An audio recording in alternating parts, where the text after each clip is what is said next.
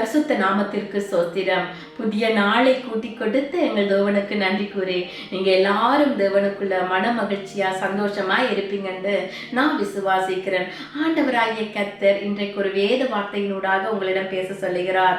புலம்பல் 3ஆம் அதிகாரம் 57ஆம் வசனம். நான் உம்மை நோக்கி கூப்பிட்ட நாளிலே நீர் அணுகி பயப்படாதே என்றீர். ஆண்டவரை நோக்கி கூப்பிடுறீங்களா? ஏதோ ஒரு காரியத்தை குறித்து பயந்து கொண்டே ஆண்டவரை கூப்பிட்டு கொண்டு இருக்கிறீங்களா?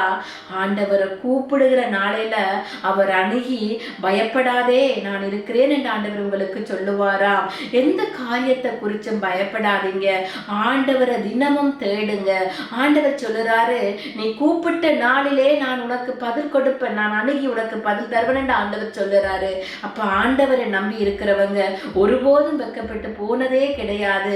அப்ப உங்களோட சூழ்நிலைகள், கவலைகள், வேதனைகள், ஏதோ ஒரு காரியத்தை குறிச்சு குழப்பங்கள், எந்த சூழ்நிலையில நீங்க ஆண்டவரை நோக்கி கூப்பிடுங்க. ஆண்டவர் உங்களை அணுகி அவர் உங்களுக்கு பதில் கொடுப்பாரா? உங்களை ஆச்சரியமாக நடத்துவார். அற்புதங்களும் அதிசயங்களும் உங்களோட வாழ்க்கையில ஆண்டவர் காண செய்வார். அப்ப நீங்க ஆண்டவரை கூப்பிடுவீங்க, அவருக்குள்ள மன மகிழ்ச்சியா இருப்பீங்கன்னு நான் விசுவாசிக்கிறேன். நான் உம்மை நோக்கி கூப்பிட்ட நாளிலே நீர் அணுகி பயப்படாதே என்றீர். ஆண்டவர் உங்களை பார்த்து சொல்லுறாரு, பயப்படாதே என்று சொல்லுறாரு. எதை குறிச்சும் பயப்படாதீங்க. ஆண்டவர் உங்களை ஆசீர்வதிப்பார், பாதுகாப்பார். அப்ப ஆண்டவரை நோக்கி ஒரு சின்ன ஜெபம் செய்வோமா? ஆண்டவரே, உம்மை நோக்கி கூப்பிடுகிற நாளில் நீர் எங்களுக்கு அணுகி பயப்படாதே என்று பதில் சொல்லுகிற தேவன் ஆண்டவரே.